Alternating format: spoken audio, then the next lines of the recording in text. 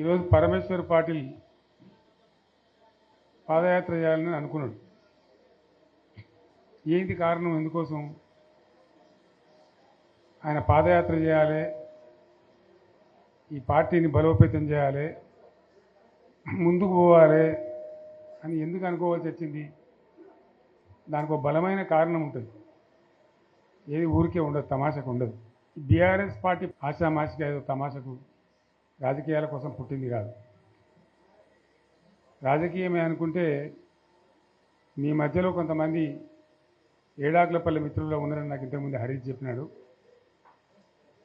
అప్పుడు నేను మంత్రిగా ఉండే టైంలో ఏడాకులపల్లికి వచ్చినాను. ఆ ఏడాకులపల్లి చెరువు ఇవాళ పడుచుకోకపోతే ఆ రోజు నేనే నిలబడి బ్రహ్మాండంగా చేస్తే ఇప్పుడు ఆ చెరువు అన్నం పెడతా ఉంది. మనకు అధికారం లేకపోవడమో, పదవులు లేకపోవడమో, రాజకీయాల కోసమో పుట్టిన పార్టీ కాదు ఇది. మీ అందరికీ కూడా నేను మనవి చేసేది ఏంటంటే, ఇలా పరమేశ్వర్ పాటిల్తో పాటు వచ్చిన మిత్రులు మీరు చాలా దీక్షతో వచ్చినారు. మిగతా మిత్రులు కూడా దయచేసి వచ్చిన వాళ్ళు నేను అందరికీ కూడా కోరేది, చారిత్రక సందర్భంలో తెలంగాణ అనేటువంటి ఒక జాతి ఇతరుల చేతుల్లో చిక్కి విలవిల్లాడి సర్వనాశనం అయిపోయిన పరిస్థితి. మీకు ఇంకో విషయం కూడా చెప్పాలి, మీరు జహీరాబాద్ నుంచి వచ్చినారు కాబట్టి. నేను ఉద్యమానికి ఇక పోవాలి, ఇక తప్పదు, తెలంగాణ అయితే తప్ప ఈ గడ్డకు విముక్తి రాదు, ఈ రైతులు బాగుపడరు, ఖచ్చితంగా 600 తేల్చుకోవాలని చెప్పి ఒక నిర్ణయానికి వచ్చినది. నిర్ణయానికి వచ్చిన తర్వాత రంగారెడ్డి జిల్లాలో నాకు ఒక భూమి ఉంది. ఇక గవర్నమెంట్ ఇళ్ళలో మనం ఉండొద్దు కదా ఉద్యమం చేసేటప్పుడు, ఇండిపెండెంట్గానే ఉండాలని చెప్పి నిర్ణయం చేసుకొని ఆ భూమిని అమ్మేసి బంజారాహిల్స్లో నేను ఉండే ఇల్లు కొనుక్కున్నాను. కొన్ని డబ్బులు మిగిలి ఉండే, మిగిలితే కన్నా భూమి కొందామంటే ఒక ఆయన కలిసింది నాకు.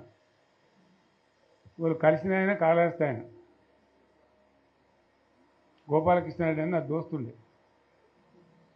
ఎక్కడ పోయినామంటే ఇట్లా ఇల్లు కట్టుకుంటున్నానని చెప్పి కొన్ని డబ్బుల్ని భూమి కొనుక్కోవాలంటే, నెల్లూరు ఆయన ఒక ఆయన ఉన్నాడు,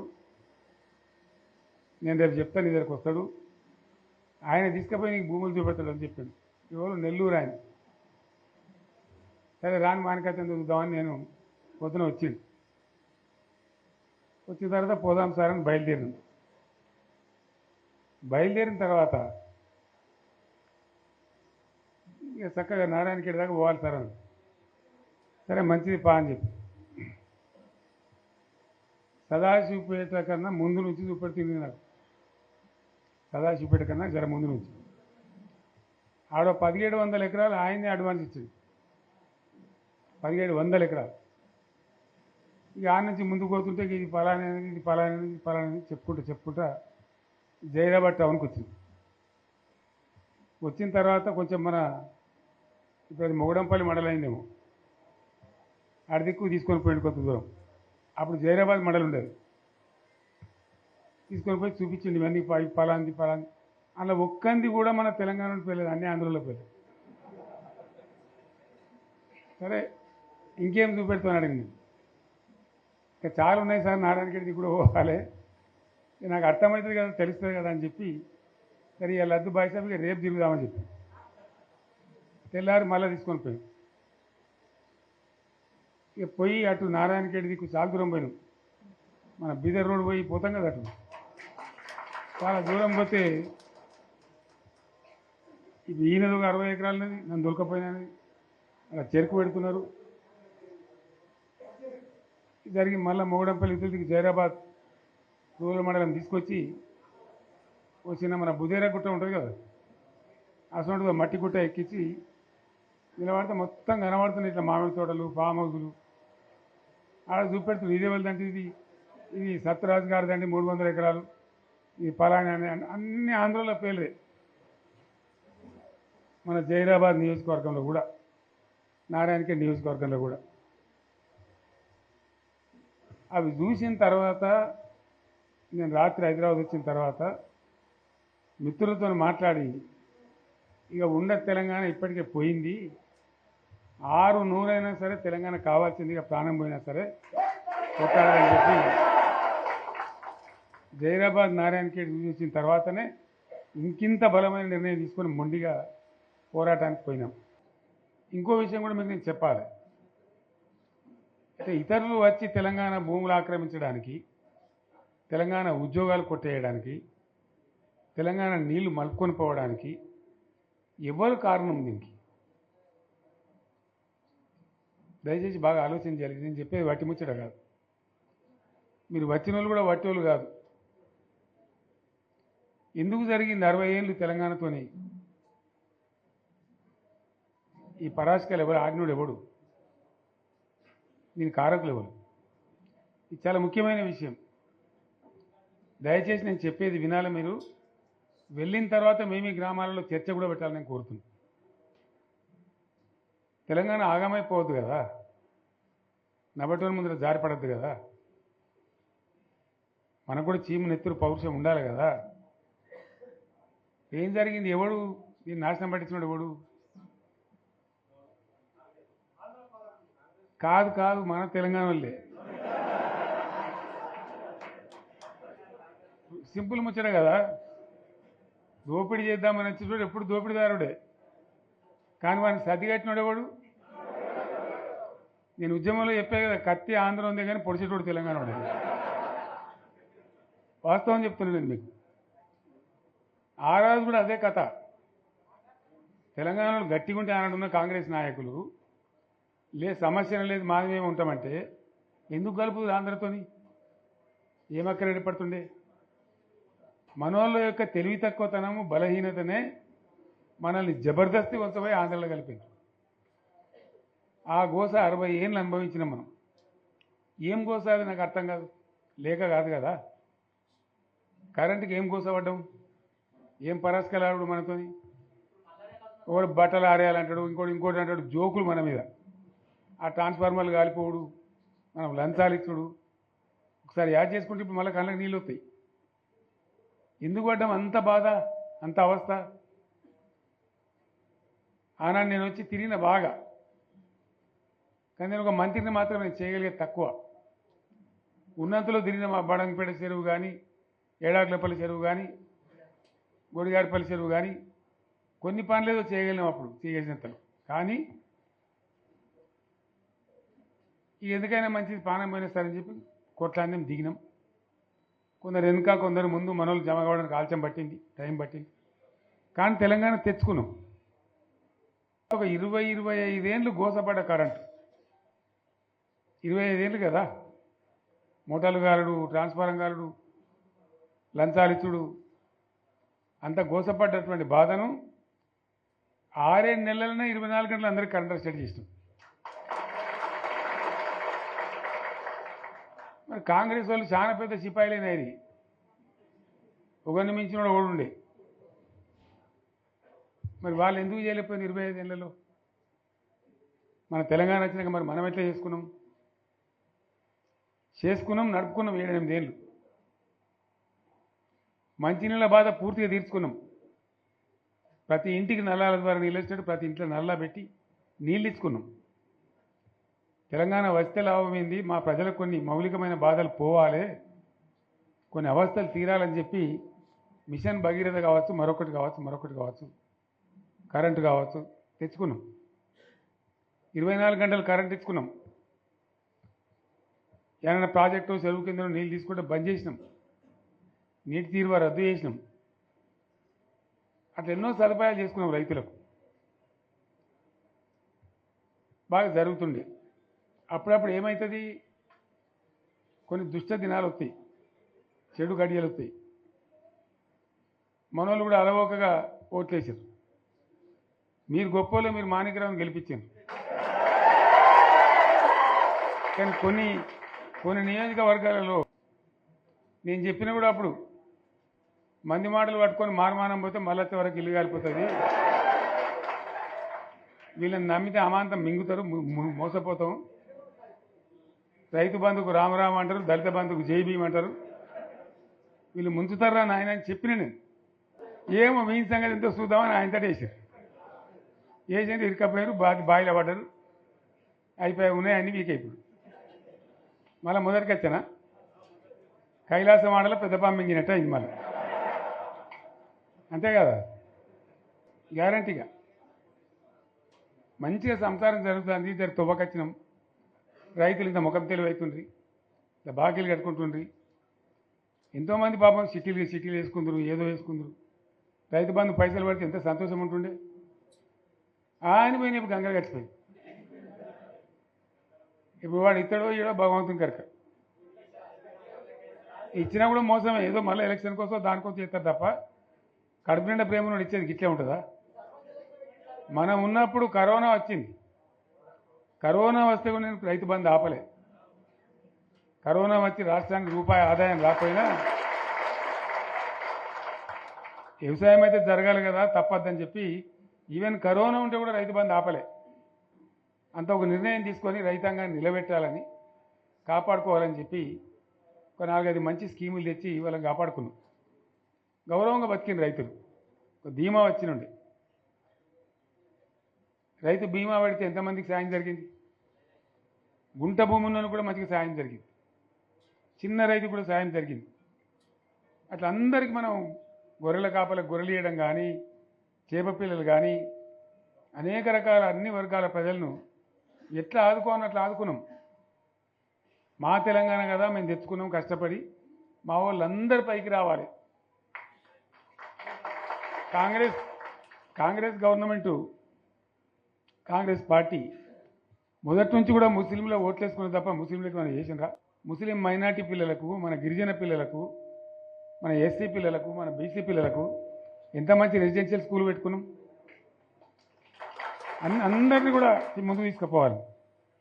ఇవాళ మన కళ్ళ ముందని నాకు బాధ కలిగేది ఏంటంటే, చిన్న వర్గాల ప్రజలు కాన్వెంట్ స్కూళ్ళలో చదివించలేరు, వాళ్ళ పిల్లలు కూడా బాగా చదవాలని చెప్పి ఎస్సీలకు, బీసీలకు, మన గిరిజనులకు, మన మైనార్టీ సోదరులకు గురుకుల పాఠశాలలు పెట్టాం. అద్భుతమైన చదువుకునే వాళ్ళు. ఇవాళ మొత్తం రోజు బడి పిల్లలు విషాహారము, కడుపు నొచ్చుడు, బాధపడు, పురుగులు అన్నం పెట్టుడు. పిల్లలు వెళ్ళిపోతున్నారు, ఆ స్కూళ్ళ నుంచి ఇళ్ళకి వెళ్ళిపోతున్నారు. తల్లిదండ్రులు కూడా భయపడి తీసుకుపోతున్నారు. ఏం ఘోరం ఇది, నాకు అర్థం కాదు.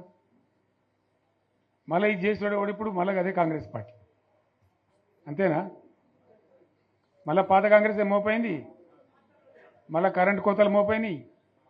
ఎండాకాలం ఇంకేం గతి అవుతుందో, మార్చి ఏప్రిల్ ఏమవుతుందో. ఇంకా ఇక్కడ కరెంటు కోతలు మోపోయినాయి, ఇటు మంచినీళ్ళు సరిగొత్తలేవు, అడిగే నాతులు లేడు. ఎవడన్నా గట్టిగా నిలదీసి అడితే వాడిని పోలీస్ స్టేషన్లో పట్టియడం. ఇదేనా రాజ్యం? ఇట్లే ఉంటుందా రాజ్యం? ఎందుకు వచ్చింది ఈ పరిస్థితి చెప్తా. నాకు తెలుసు, నాకేం గుర్తులేదు. నేనేమంటున్నా అంటే, ఇట్లా అనేక పనులు చేసుకున్నాం మనం. గోదావరి నుంచి నీళ్ళు తెచ్చుకున్నాం, నీళ్ళు తెచ్చుకొని మంచినీళ్ళ తర్వాత సాగునీళ్ళు వెంబడబడ్డాం. మెదక్లో యువతల ప్రాంతం అంతా కొంత అందినాయి నీళ్లు, పాత మెదక్ జిల్లాలో.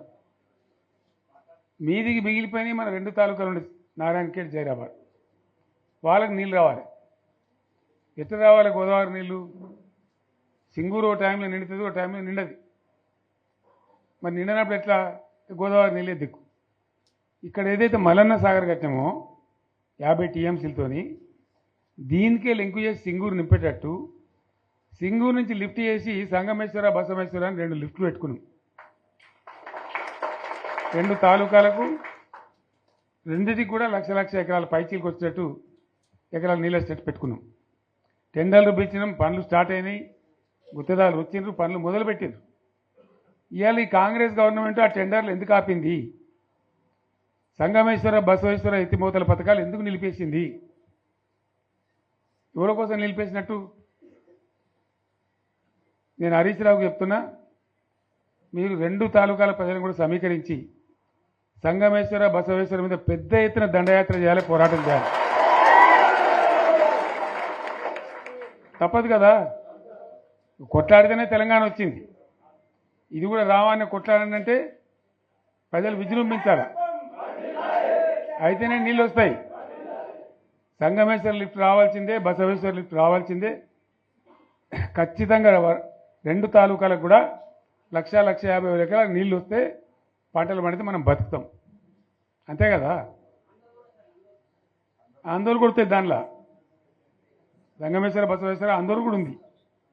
సింగూరు కాక సింగూరు మీది ప్రాంతానికి వచ్చేదంతా కూడా దాదాపు 70,000-80,000 ఎకరాల ఆందోళన కూడా ఉంది. సో అంత మంచి ప్రాజెక్ట్ ఇవాళ కాంగ్రెస్ ఎందుకు ఆపింది? ఓ మినిస్టర్ ఉన్నాడా, ఆయన ఆందోళన. మరి ఆయన ఏం చేస్తున్నట్టు? మంత్రి పదవులు, ముఖ్యమంత్రి పదవులు ఎందుకు? 10 మందికి మేలు చేయడానికా, లేదా తమాషా చేయడానికా? డ్రామా కాదు కదా. కాబట్టి మనం వీళ్ళ మెడలు వంచి ఖచ్చితంగా వాటిని సాధించాలంటే పోరాటానికి సిద్ధం కావాలి.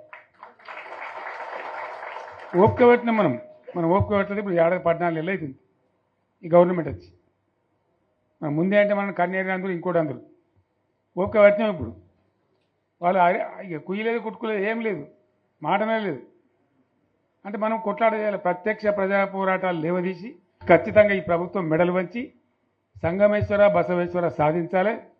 అటువంటి అవసరం ఏర్పడితే పోరాటాన్ని నేను కూడా మీతో పాటు వస్తానని మనం చేస్తాను. తప్పదు మరి, మనకేం చేస్తాం? మంచి మాటకు మంచి మాట, చెడ్డ మాటకు చెడ్డ మాట, అంతే కదా. పోరాటం లేవదీయాల్సిందే. మీ ఎమ్మెల్యే మాణిక్యరావు నాయకత్వంలో, అక్కడ మాజీ ఎమ్మెల్యే భూపాలరెడ్డి నాయకత్వంలో, మీ జిల్లా నాయకుడు హరీష్ నాయకత్వంలో ఖచ్చితంగా దీని మీద పోరాటానికి మీరు బాటలు ఏర్పాటు చేయండి. మొత్తం యావత్ జిల్లా కూడా మీతో కలిసి వస్తుంది. అందరు నాయకులు వస్తారు, అందరు కూడా ఉంటారు. సంగారెడ్డి ఎమ్మెల్యే గారు కూడా మీతో పాటు ఉంటారు. అందరం కలిసి కొట్లాట తప్ప రాదు. అయితే ఈ కొట్లాట మనకు తప్పదు. ఎవలకు? బీఆర్ఎస్ వాళ్ళకు. ఎందుకంటే బీఆర్ఎస్ పుట్టిందే తెలంగాణ కోసం. తెలంగాణ సాధించడం, తెచ్చిన తెలంగాణను లైన్లో పెట్టినాం మనం. మళ్ళీ ఇప్పుడు ఈ దరిద్రులు వచ్చి మళ్ళీ నాశనం పడుతున్నారు, అంతే కదా. మళ్ళీ దీన్ని కాపాడాలంటే ఎవడు కాపాడు? మళ్ళీ మన నుంచే కావాలి. మళ్ళీ ఇది లైన్లోకి రావాలి. అందరూ మంచిగా ఉండాలి. ఎందుకంటే మనకు, మన పార్టీకి కులం లేదు, మతం లేదు, జాతి లేదు. తెలంగాణలో ఉన్న ప్రతి బిడ్డ మనోడే. వాళ్ళు ఏ మతం ఉన్నారు, ఏ కులం ఉన్నారు మనకు అవసరం లేదు. ఈ తెలంగాణ బార్డర్ గీత లోపల ఉన్న బిడ్డలు అందరు మనోళ్ళే. అందరూ బాగుపడాల్సిందే. ప్రతి ఒక్కరికి న్యాయం జరగాల్సిందే. ఆ న్యాయం జరిగి ఆ ఫలితాలు తెలంగాణకు వచ్చేదాకా ఇంకెవ్వడు కొట్లాడాడు, ఎవరితో కాదు. అది అబద్ధాల పంచాంగం. మళ్ళా మనమే కొట్లాడాల, అంతేనా? పక్క మాటేనా ఇది? కొట్లాడదాం కదా. ప్రాణం పోయినా సరే తెలంగాణకు రక్షకులు మనమే. తెగించి కొట్లాడాల్సిందే. తెలంగాణ హక్కులను కొట్లాడాల్సిందే. మనమే కొట్లాడి తీరాల్సిందే. అన్న రెండవ మాట లేదు. కాబట్టి దయచేసి అవసరమైన సందర్భంలో మీ జిల్లా నాయకులు పిలిపిస్తారు, రాష్ట్రం నుంచి నేను కూడా పిలిపిస్తాను.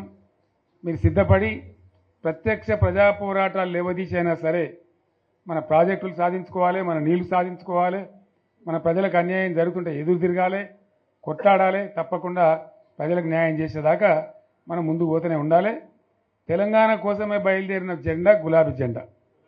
తెలంగాణను సాధించింది గులాబీ జెండా. తెలంగాణను మంచిగా చేసి లైన్లో పెట్టింది గులాబీ జెండా. భారతదేశంలో నంబర్ 1 అనేక విషయాలలో చేసి సాధించి చూపెట్టింది గులాబీ జెండా. జర్రంత మోసం జరిగింది.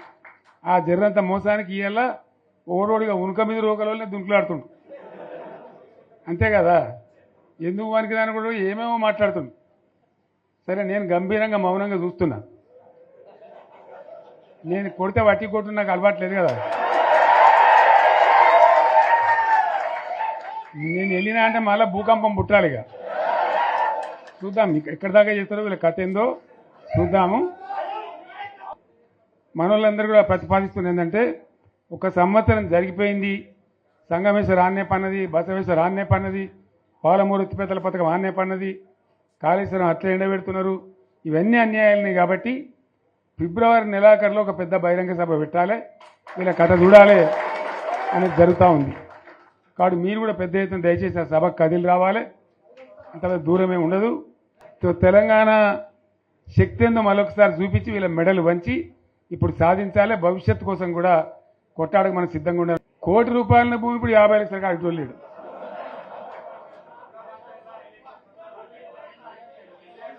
ఈ ఒక్కని బాధగా ఉంది వచ్చారు హైదరాబాద్కి. అందులోకి ఇద్దరు ముస్లిం సోదరులు వచ్చారు. साहब सोप तबाह हो गया, इफलासी मुफ्त क्या तबाह होगा, तुम्हारे क्या हो, तुम हैदराबाद में तुम लोग हैं. मेरा कारोबार है साहब, मेरा छोटा मोटा कारोबार है, होटल भी है, 70% गिर गया अब.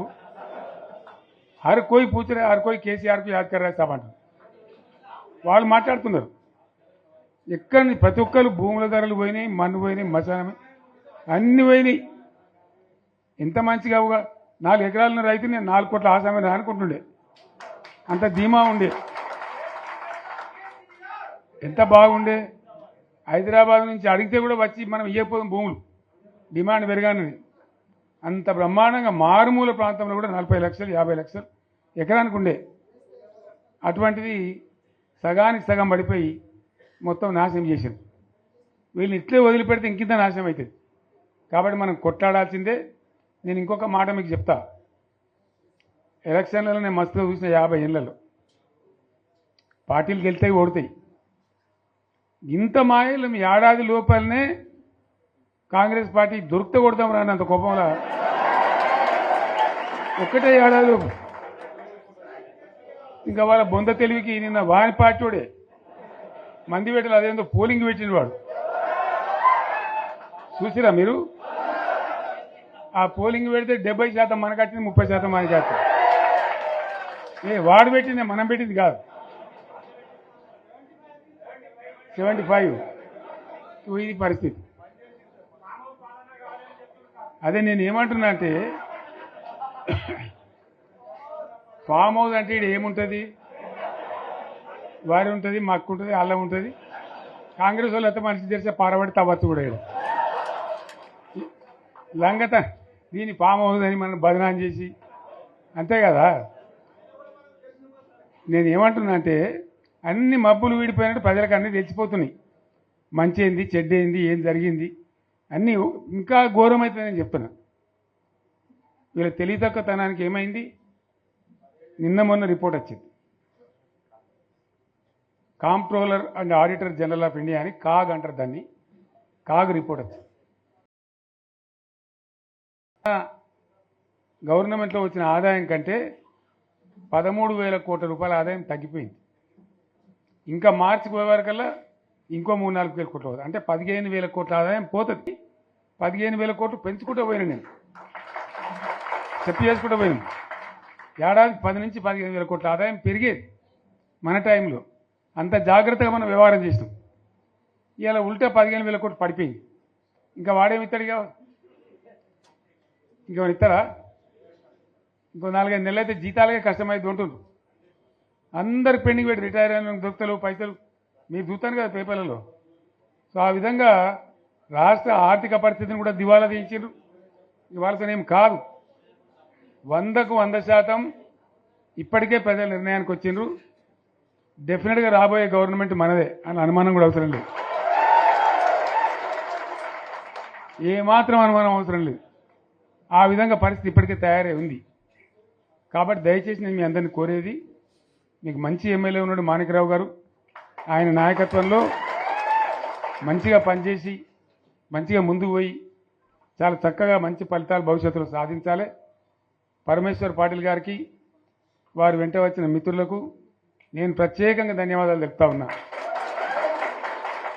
ఇటువంటి కార్యకర్తలు, ఇటువంటి నాయకులే పార్టీకి పట్టుకొమ్మలు, తెలంగాణ జాతి రత్నాలు. తెలంగాణకు ప్రమాదం వచ్చిందన్నప్పుడల్లా ఇటువంటి బిడ్డలే అక్కడో లేచి నిలబడి మళ్ళీ మా తెలంగాణని ఆ సోయి చూపెడతా ఉన్నారు. మీరు నడిచిన 140 కిలోమీటర్ల పాదయాత్ర వృధా పోదు. ప్రజలందరూ మిమ్మల్ని చూసిండ్రు. దాంగా తోపంట కూడా మీతో ఎంతోమంది మాట్లాడిండ్రు, అడిగిండ్రు మిమ్మల్ని ఎందుకు పాదయాత్ర వస్తున్నది. మీరు కూడా అందరికి చెప్పిండ్రు, అంతే కదా. మీకు కూడా అర్థమైంది ప్రజలు ఎంత వ్యతిరేకం ఉన్నదనేది. సో ఆ రకంగా మీ పాదయాత్ర వృధా పోదు, మీ కష్టం వృధా పోదు. తప్పకుండా రాబోయే రోజుల్లో విజయం మనదే. అయితే మన విజయం మన కోసం కాదు, అది తెలంగాణ విజయం కావాలి, తెలంగాణ ప్రజల విజయం కావాలి, తెలంగాణ రైతుల విజయం కావాలి.